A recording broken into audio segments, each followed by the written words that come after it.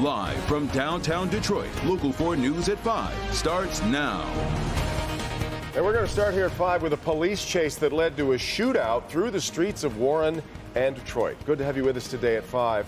Police say the man fired at officers in the middle of a day as he tried to get away. This all started in Warren and ended along a busy stretch of 8 Mile between Ryan and Mound on Detroit's east side. Sean Lay is live there to walk us through the scary chain of events, Sean.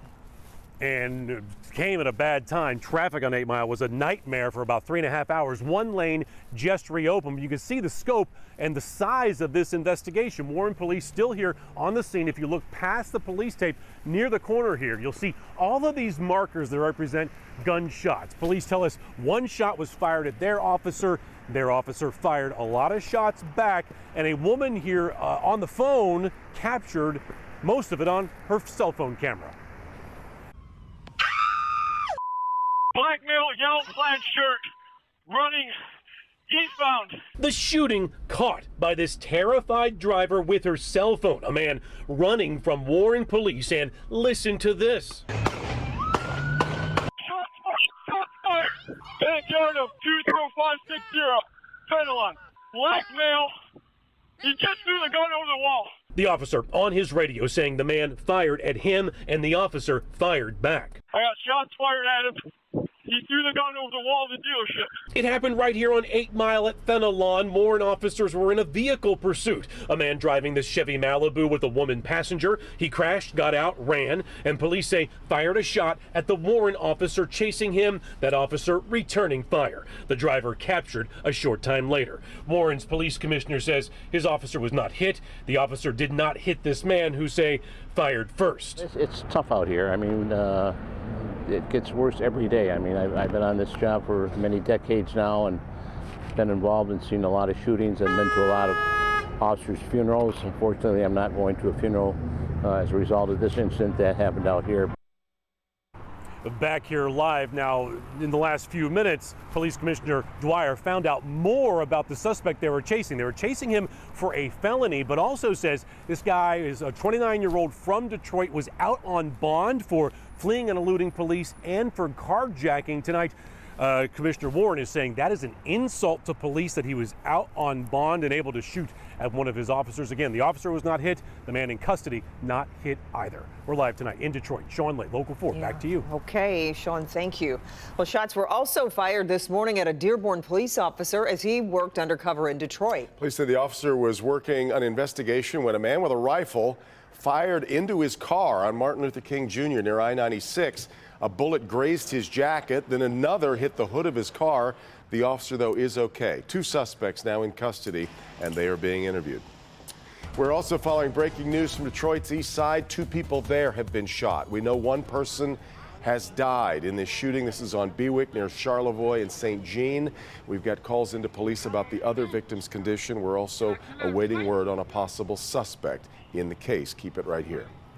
This Michigan State senior was home from school for the holidays when he was hit and killed.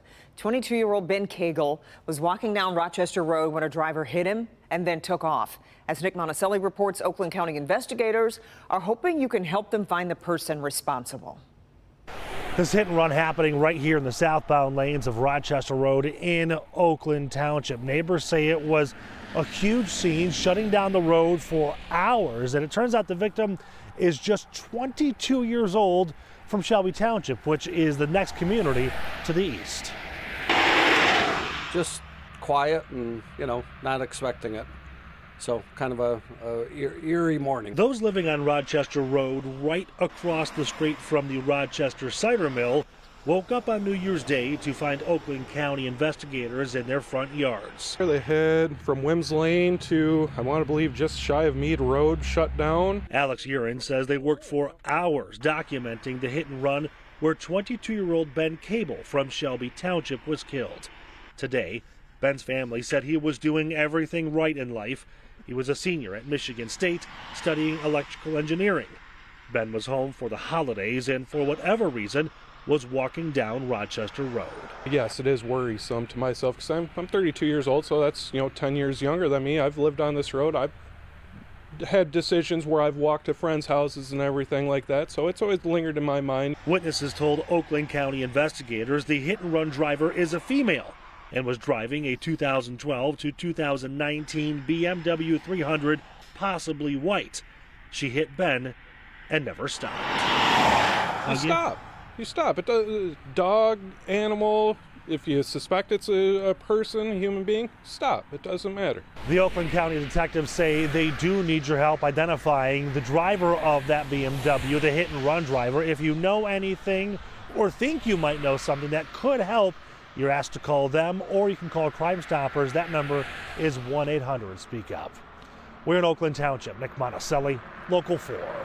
Okay, Nick, we appreciate it. And just as a reminder, if you call Crime Stoppers with a tip, you can remain anonymous. Well, for the first time, Michigan's minimum wage is now above $10, and it may jump even higher. Yeah, the new year, it went up to $10.10 an hour, up from $9.87. But there's a looming court decision that could bring more changes in the coming months. Let's bring in our business editor, Rod Maloney. He's in Clinton Township here with what's ahead. Rod. Well, Devin, you know, this gets a little complicated. But back in 2018, there was a ballot proposal that was coming forward. The legislature didn't like it, so they went and made their own legislation and moved that forward, addressing what's known as the tip credit for servers in restaurants in particular. And so that case now has been to court, and there's a stay in place right now. But the bottom line here is big changes for the restaurant industry could be afoot here, having servers looking very carefully at possible massive raises and owners deeply concerned about what it means to their business. Yeah. Do you want a lid for your ranch, a little cup for your soup? 21-year-old college student Lauren Roney is an enthusiastic server at Amore's Grill and Spirits in Chesterfield. I had like breaded boneless. She makes the minimum tip wage of just under $4 an hour. And many in Michigan don't know that if servers like Lauren don't get up to today's new $10.10 minimum wage, they're supposed to, says National Federation of Business Michigan President Amanda Fisher. If they do not get enough in tips, then the employer is actually required to make sure they are making the minimum wage. Should Michigan's courts decide to change today's system, requiring servers to get $12 or more an hour, it means a very welcome, roughly $9 an hour raise. If it was $9 an hour plus tip, that'd be ooh. But Fisher warns it is not that simple. That is a hit that most restaurants will not be able to sustain. And it's going to be your local restaurants, your mom and pops, your diners. They're just not going to be able to afford this extra increase. We watched Lauren hustle to make the between $500 and $1,200 a week in tips she gets. But she is not so sure she'd make out if they change the law. It would help schools and bills that I have to pay and things like that, but I think that people would be less inclined to tip. And so what next? Well, the stay lasts until mid-February. And so it's likely the judge will probably have a decision before then, but then it's likely to go to the U.S. to make that the state Supreme Court. And if that in fact happens, it is likely it's going to take perhaps 6 months to another year. So a lot of people are concerned and watching and waiting. Reporting from Clinton Township, Rod Maloney, Local 4. All right, Rod, and let's stay with another change that will affect your finances. Michigan's gas tax also went up in the new year, about a penny a gallon, because of a law passed by former Governor Snyder that increases that tax every year. Taxes up to 28 cents from 27 cents, so on average you'll be paying about 21 cents more to fill up your car. It is official. As we expected it would be, the Lions and the Packers game has been moved into Sunday Night Football. You'll see it here on Local 4, and there's, of course, a potential playoff berth. Potential is right. I hope we are here with us.